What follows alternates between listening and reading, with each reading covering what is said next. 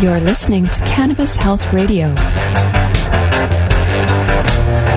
Here are your hosts, Ian Jessup and Corey Yelland.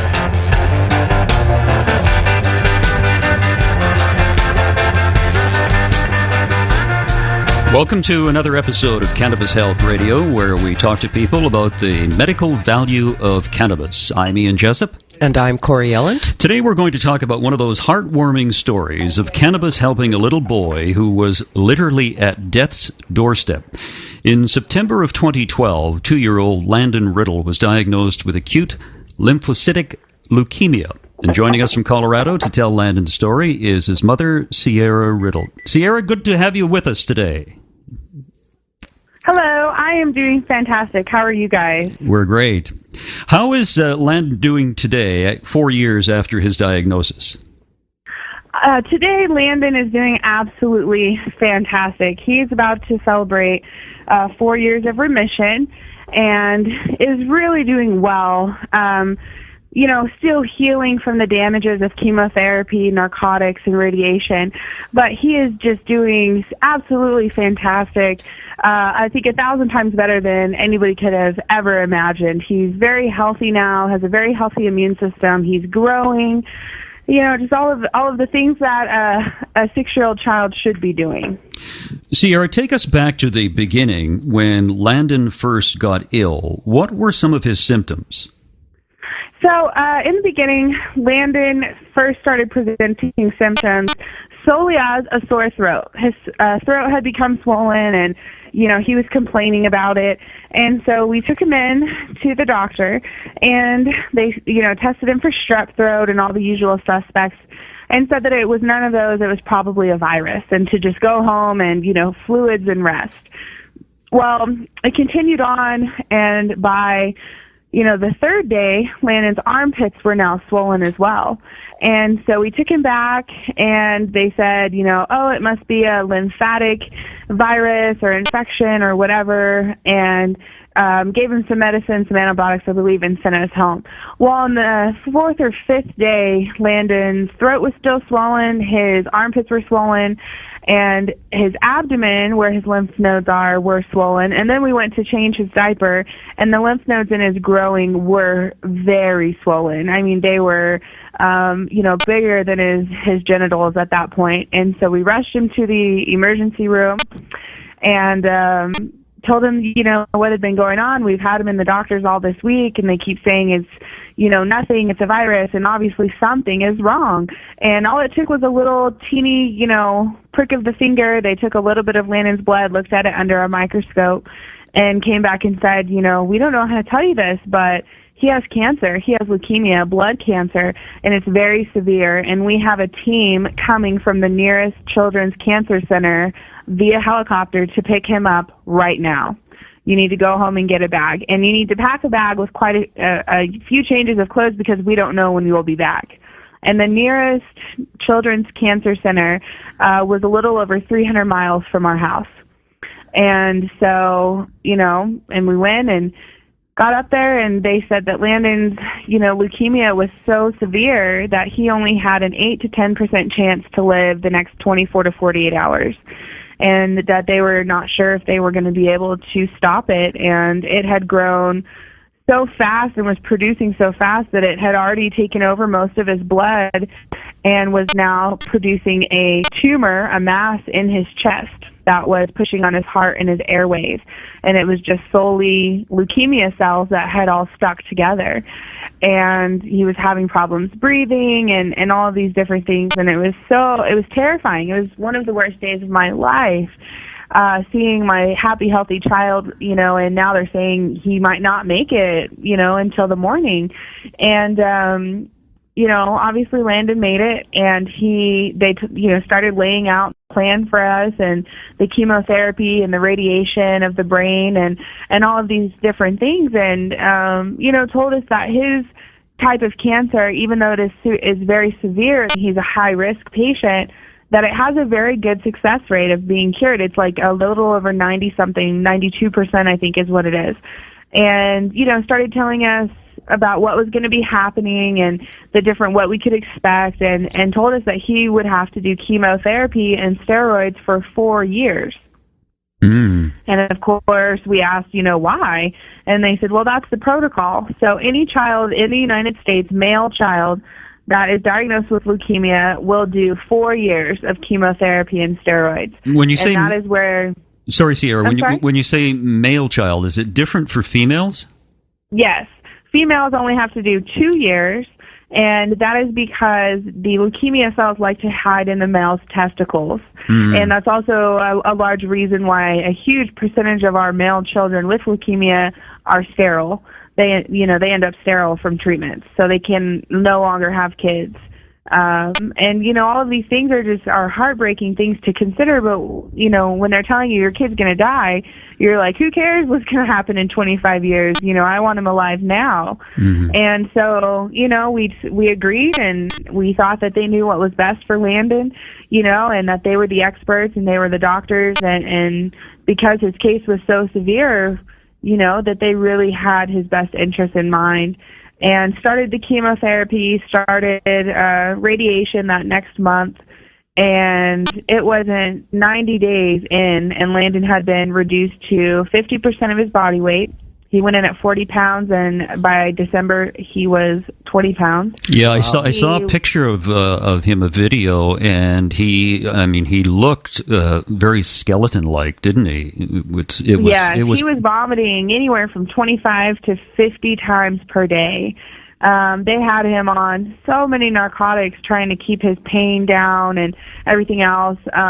He developed severe neuropathy from one of the chemotherapies and could no longer walk and was having severe nerve pain in his feet and legs. He was on morphine, Oxycontin, Ativan, all of these different drugs, Zofran, Miralax. There was 25 medications that he was on per day, and none of them were helping him. He was still vomiting. He was still sick, except now he would be unconscious and vomiting, just so high on the morphine and the Oxycontin. And he was only 2 years old at this time. And they're saying, we're going to have to do this for 4 years. And they're like, it's not this intense the whole time, and, whatever, and trying to, make it better and make it seem like if you can just get through this. But for Landon, unfortunately, that wasn't the case. And he was categorized. Oh, I'm so sorry. My little chihuahua's No, that's fine. barking at someone. That's good. He was categorized in a very small percentage of children that do as bad as he did with chemotherapy. And, just the best way that I can honestly describe it to people is Landon is allergic to chemo. He cannot have it. It makes him vomit. It burns his skin when it, exits the body.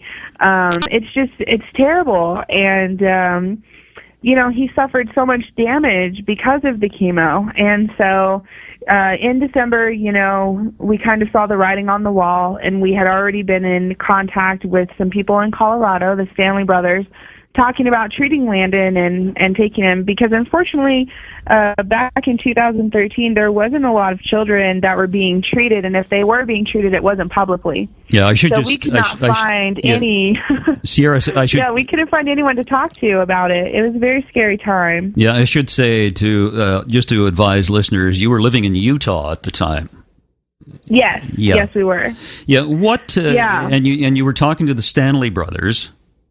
Yes, and they were, educating us about cannabis and if it could help Landon, if it could harm Landon. I know that's, a huge question for a lot of us. And like I said, there was no other people that we could really call and ask that were treating their children, because there were no children being treated that were as young as Landon, and nobody wanted to take that risk.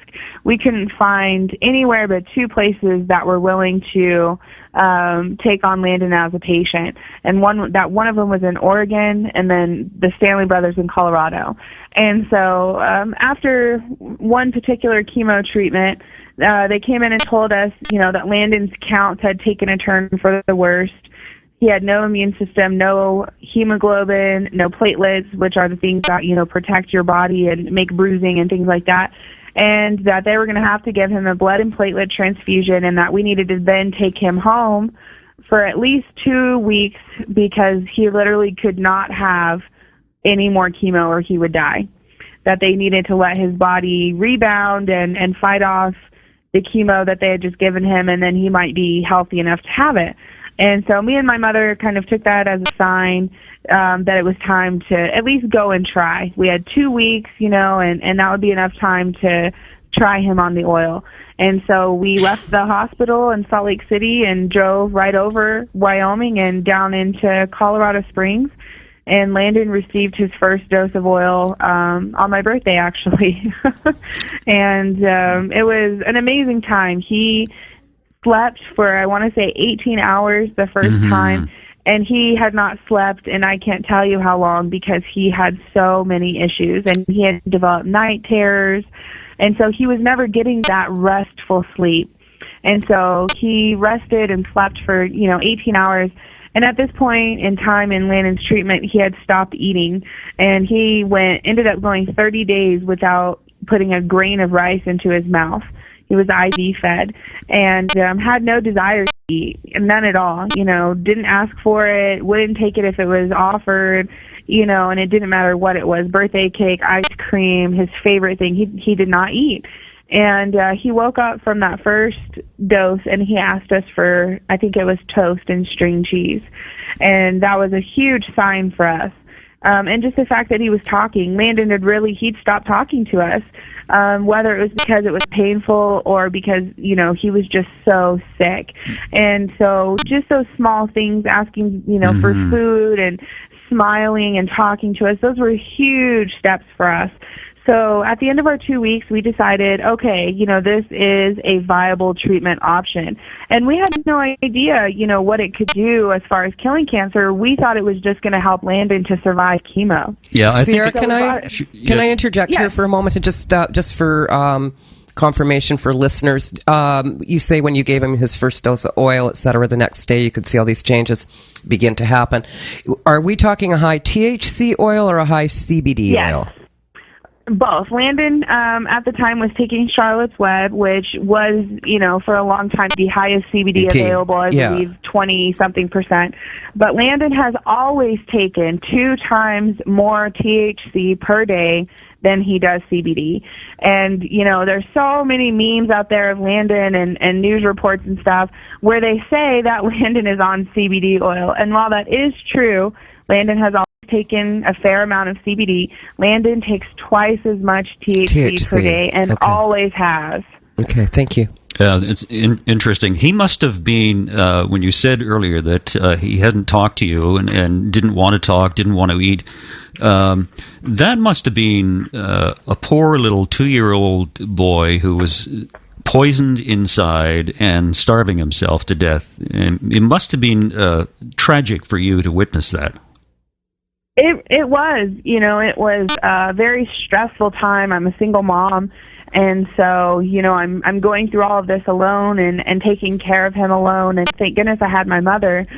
She was a huge support for us, but she still had a job and a family and everything else, and so, I was mainly the one in the trenches with Landon day in and day out. And honestly, I'm very surprised I did not lose my sanity, because watching your child disintegrate in front of you and become that skeletal figure, and, a bump into the arm of the couch can make him internally bleed because of the treatments they're giving him, and his mouth is constantly has sores and is bleeding, his bum is bleeding from and has, skin tears and stuff from the chemo coming out of his body.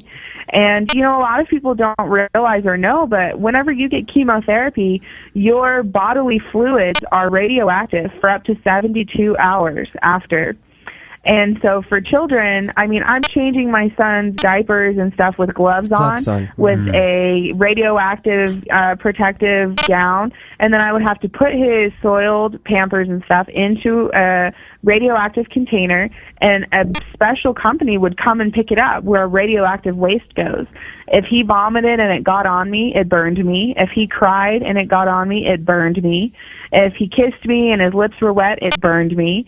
The absolute brutal truth of cancer is that they are torturing our children. They really are. That's the best way I can describe it to anyone. And all you can do is sit there and help them do it, because they say that this is the only option for cancer. And so, we decided that this was a good choice for Landon. We brought him back to Utah and continued on with his treatments. And the good thing about blood cancer is that they're constantly testing you and testing your blood, and they really want to keep on top of where your levels are, your white blood count, red blood count, hemoglobin, all these different things, your immune system. And so we were able to, slowly but surely start seeing these amazing changes and differences. Landon was having the same intensity and frequency of chemotherapy at this point as he was before, but he's not needing the blood transfusions, the platelet transfusions. His counts aren't taking. The cannabis was protecting his healthy cells and letting, the chemo fight off the rest. And so he no longer got sick all the time. He was no longer in the hospital, no longer being life flighted, due to literally having no immune system and catching whatever virus came by in the wind. I can't tell you guys how many times he was life flighted near death for something that should be a sniffle for a happy, healthy person. And that's the reality of it, that most of the time it's not even the cancer that kills our children, it's the treatments and the side effects of the treatments. And so, as we started to see these things and we decided to, really up Landon's dose, and I gave Landon 1,000 milligrams of THC per day and 500 milligrams of CBD per day, so 1,500 milligrams for 365 days. And, during the first part of that, once I got Landon over about 250 milligrams of THC per day, I started noticing that he's not needing the morphine and he's not withdrawing from it. Before, Landon, even if he was not in pain or didn't need it, I still had to dose him with the Oxycontin and morphine because his body had become dependent on it. That's what they told me. He was addicted to it. That's exactly what it was. Yeah. Yeah, it's addiction. But once I started giving him, the good doses of THC, I started noticing I didn't have to. And within 2 weeks' time, I was able to completely take the Oxycontin and morphine and Ativan all the way out of his treatment. 100%. He has never had any since then. And once we did that, Landon really started getting better. So I really firmly believe that the narcotics were keeping Landon in a fog and keeping him unable to really start healing and get better. Because like I said, once we took him out, he really started improving.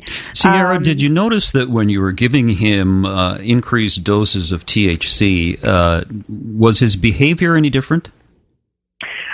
Yes. So whenever Landon, before, when he was doing the treatments and he was on the narcotics, he was very angry, very aggressive, very emotional, because he was also having bursts of steroids. Mm-hmm. And so he, and he's a small child and in pain, so good days were very few and far between for us, unfortunately. Even having a good moment was few and far between for Landon. And, that's heartbreaking that every single day your child is having the worst day of their life. Vomiting and, mm-hmm. It's just absolutely heartbreaking, again, like I said, to see. And any parent that's been through it knows. But once I started giving him the cannabis oil, really the only side effects that I noticed were hungry, happy, and sleepy. Yeah, interesting. That's it. And he was a lot nicer. He was calmer. He didn't have as much aggression towards us and towards the doctors and stuff. And, Landon, unfortunately, was diagnosed with PTSD when he was only 3 years old because he would fight. From the time he was diagnosed until the very last treatment, Landon fought. And they kept telling us in the beginning, he's going to give in. He's going to give in and understand that this is what has to be done. And Landon did not. He fought every step of the way. I think he knew that, that they were trying to kill him, that we were trying to kill him, because unfortunately I was right there helping them. Mm-hmm. You think you're doing the best thing for your child. And so, his behavior has improved 100 times, and he still has quite a few issues now because of it, because of the radiation to the brain and stuff. But those are things that we're working on slowly. But the cannabis, I think, really helped him to, be able to get through those parts and to not have as much damage mentally and emotionally. Because cancer treatments are very mentally and emotionally damaging, even for adults. And so, those were the only side effects I saw. Like I said, hungry, happy, and sleepy. And on the morphine and Oxycontin, I can't tell you guys how many side effects we had. I mean, it's a list a mile long. So that was a huge comfort for me. Sierra, tell us the response you got from the medical community when you told them that Landon was taking cannabis oil. Well, we were coming back and forth. We had a dual residency in Colorado, and this was right around the time that Dr. Sanjay Gupta was filming his weed series, and he filmed Landon for that series, and they were supposed to let us know. It wasn't supposed to be released until, 6 or 7 months away. Well, they decided to release, like the little preview, and it's of Dr. Sanjay talking about Landon and video footage of us and what we're doing, and we were still in Utah at that time. And so we go in, the next day for Landon's treatment, and, the oncologist looks at us and tells us, I saw you on CNN last night.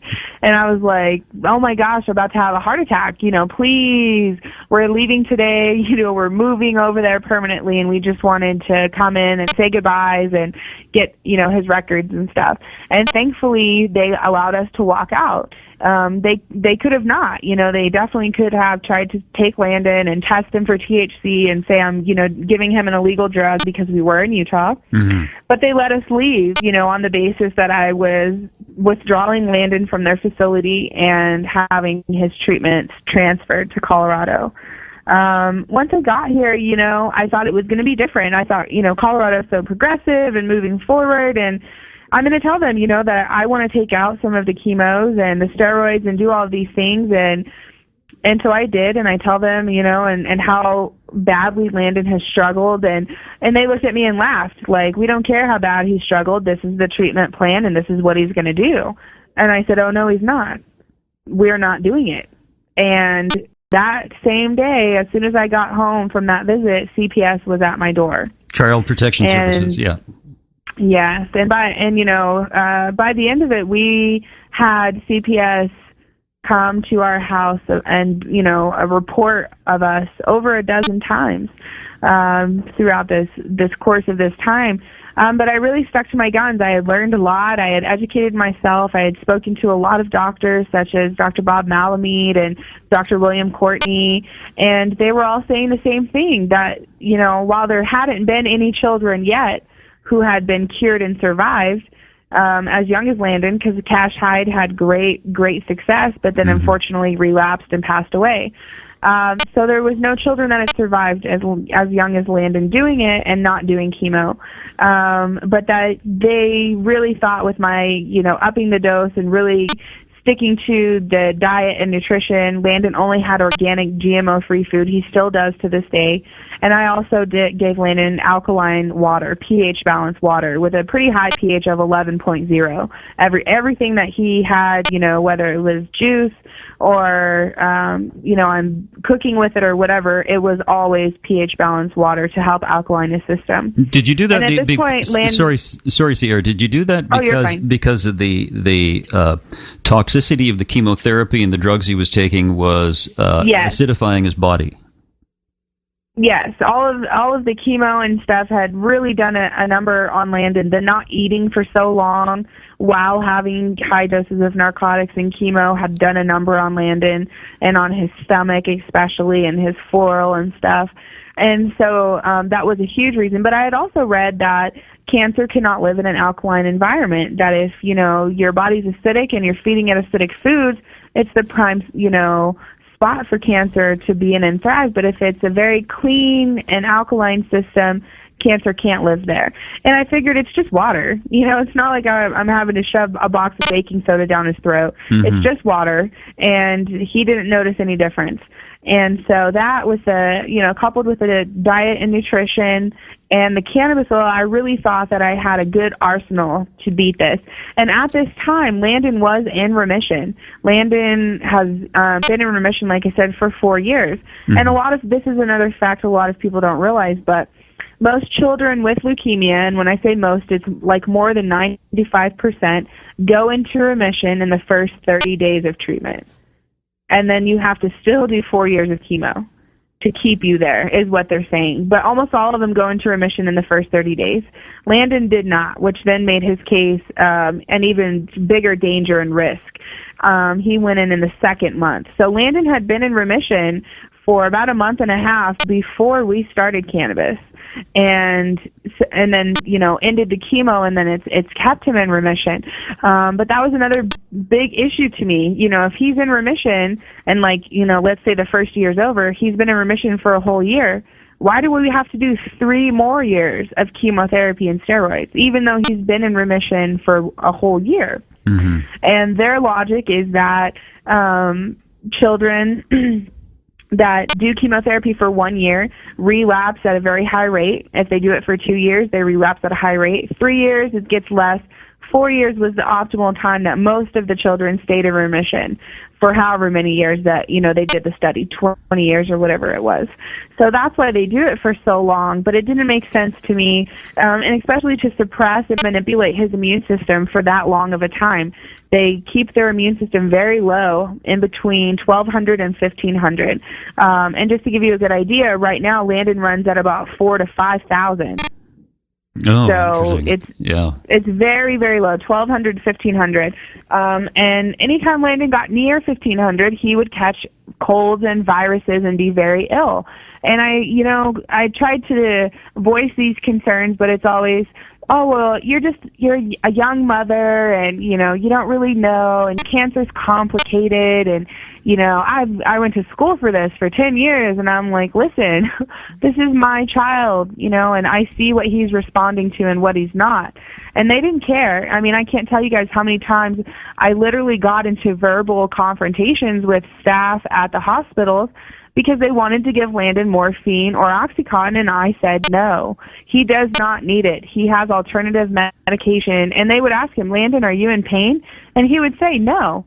And they're like, well, she made him say that. How did I make him say anything? He's 3 years old. He can tell you if he has an owie or not, you know what I mean? But he wasn't in pain. And so I would get CPS called on me for that. And thankfully, every time CPS showed up, I didn't have a dying, sick child. I had a happy, healthy Landon running around. And so they really didn't understand why they were being told to investigate this either. He's not sick. He doesn't look ill. He's not, not being taken care of. He's a very well-loved and well-taken care of child.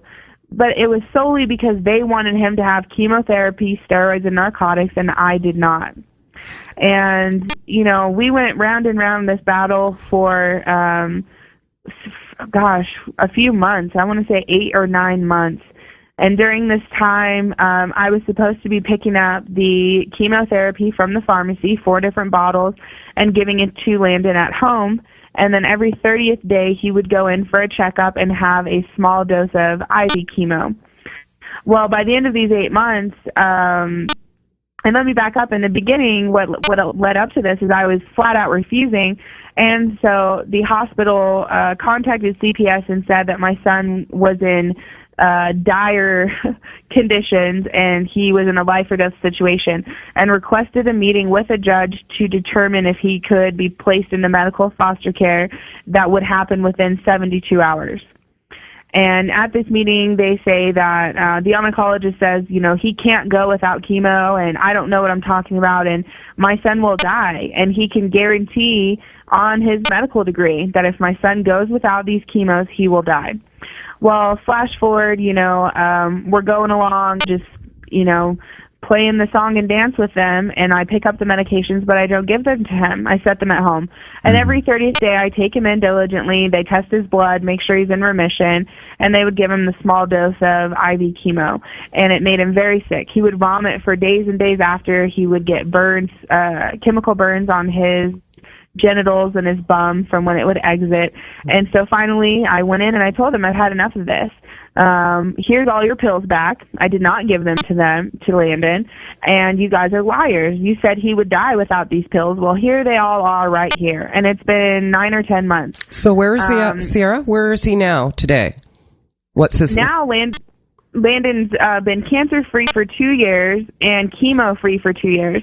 And the really crazy thing is I have that time hop thing, so it shows me like pictures of the past. Right. So it's showing me right now all of these struggles that we went through. Like today's actually the day Landon had his port taken out, which is where they put the chemo and everything through. And it stays in until your child is completely done with treatment. So the entire 4 years. So Landon's came out 2 years early. Landon's last chemotherapy should have been this month, October of 2016. My child would have not survived. He's been off of chemo for 2 years, half of the time. So we won halfway through for him to quit. Sierra, sorry to interrupt, but has your oncologist or the medical profession changed their mind about the procedure that you undertook? No. In the end, it pretty much came down to they had to agree to disagree. But that's the thing is, unless they want to come and talk to me off the record and when I'm not in their hospital, they're not allowed to talk to me about anything other than chemotherapy and narcotics, because that's what they're paid to do. They are only allowed to represent the ideals and thoughts of the hospital they are contracted to work with. Even if that doctor would never give his own child chemotherapy, he has to tell me it's the best thing for mine because he works there as an oncologist. I've had many nurses come to me off the record, off the clock, and catch me in the parking lot or in the cafeteria and tell me, don't give him that flu shot. Don't give him this or that. I would not give it to my healthy child. And I'm like, oh my gosh, why didn't you tell me up there when you were all for it? And she said, I have to tell you it's the best thing for him, but I'm telling you right now, don't do it. And so, go find Mary, baby. I'm on the phone. Yeah. 2 seconds, okay? And so, at that point, when I took the medications in and they see, my blatant disregard for what they've told me and my blatant defiance, they say that Landon must have relapsed. And so they want to do evasive and extensive testing to see where his cancer markers are at. And mind you, he's been in remission this whole time. So they want to do a bone marrow aspiration, pull out bone marrow and test it. They want to do a spinal tap, pulling out spinal fluid as well as brain fluid, and have these all tested. And those tests they get down to the microscopic cancer cell. If you have one rogue cancer cell floating around, that test will find it. And they were so sure, and they said, when these start coming back that he has cancer cells in his CNS and his bone marrow and stuff, you're going to jail and he's going into medical foster care to resume chemo. Well, they all came back cancer-free, every single one. And so at this point, they did not have a leg to stand on, and CPS, Child Protective Services, and the Department of Human Services is looking at them like, why are you continuing this? Why are you wasting our time? We have other cases we could be working on where kids are actually being abused. Why are you wasting our time with this? He's been cancer-free for 2 years. He's healthy. He's growing. He's thriving. Leave this woman alone. And so at that time, I said, I want the port taken out. And so today is the day that he actually went under anesthesia and had the port taken out, because I knew that once that port was out, it would be hell or high water before they were going to do it again. Yeah. But the bad thing about that port is you have to go in every 30th day to have it flushed, or you can get a blood clot near your heart, which is obviously a huge problem.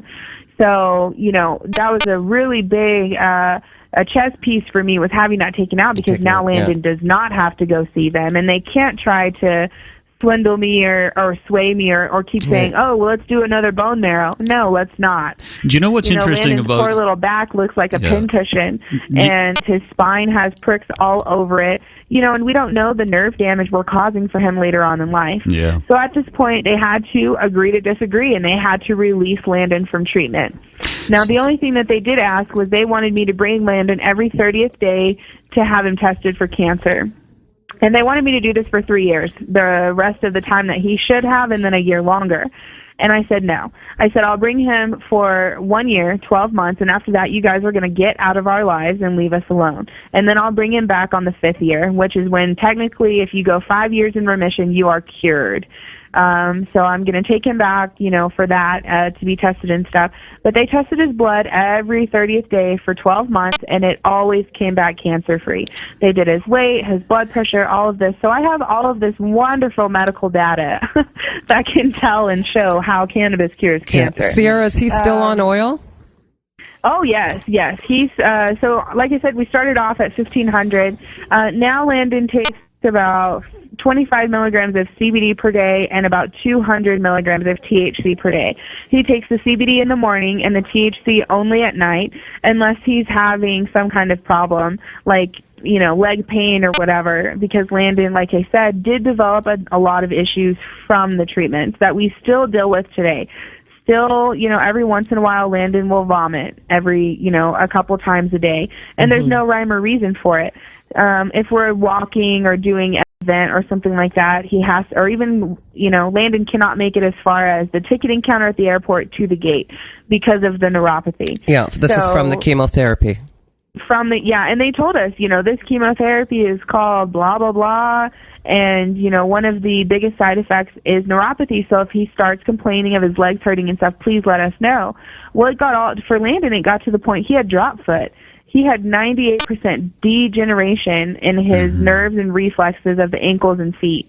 And if you ever see videos or anything of Landon now, he runs everywhere he goes. He doesn't stop running. So we have regenerated solely with CBD and THC. He did not do any physical therapy or anything for his nerves. He did no Neurontin, nothing. Only CBD and THC, and now we have 98% regeneration. Sierra, that is fantastic. And with that, we'll let you go. Fascinating story. And Landon's got a great mother. And thank you guys so much, and thank you for letting me be here to share it. It's so important for this to get out to the masses. It's 46 kids a day diagnosed in the United States with cancer. It's an epidemic now. It kills more of our children than almost every other childhood disease combined, including AIDS. We have got to get this information out there that we don't have to torture our children in order to treat their cancer. Yeah. Absolutely. Yeah, Sierra, wonderful to talk to you. Thank you very much for your time. Thank you. You guys have a good day, and thank you for what you do. Corey, I hope that you have a very blessed day, ma'am, and that, things continue to go well for you. I appreciate what you do, Corey. Thank you so much, Sierra. Thanks, Sierra. Bye-bye. You're welcome. Bye-bye. Bye-bye. Very interesting story, isn't it? Extremely. Yeah, extremely. One of the things when she was talking, I found out today, and I was, what did I do with it? I thought I had it, but I obviously don't have it, about the amount of painkillers that people take in the United States. And it is... No, I don't know what I did with it. I lost it. It's mind-boggling. It was to the extent that they take enough painkillers, Corey, so that every adult in the United States would have their own bottle. That's the amount of painkillers. Wow. Crazy. Opiates. That's right. And I should, in conclusion today, just say that Cannabis Health Radio is listener-supported radio to succeed in our mission to help people throughout the world and educate folks about the medical benefits of cannabis. We rely on our listeners. If you'd like to assist us in our mission, please go to our website, cannabishealthradio.com, and make a donation. It's greatly appreciated, and we thank you in advance for doing that. And Corey and I will be back again tomorrow. You've been listening to the Cannabis Health Radio podcast. Visit our website, cannabishealthradio.com, and follow us on Facebook and Twitter.